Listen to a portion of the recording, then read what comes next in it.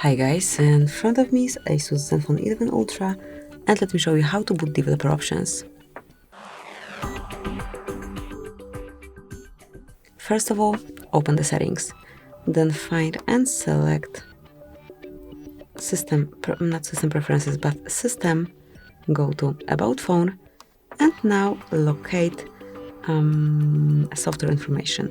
Here you will notice build number, tap on it 7 times, then draw your unlock pattern if you have one, and as you can see, from now on you are a developer. Let me go back, and now you can find developer options under system settings. Mark to open and use them however you like. So that's it, that will be all. Thank you for watching, please subscribe our channel and leave the thumbs up.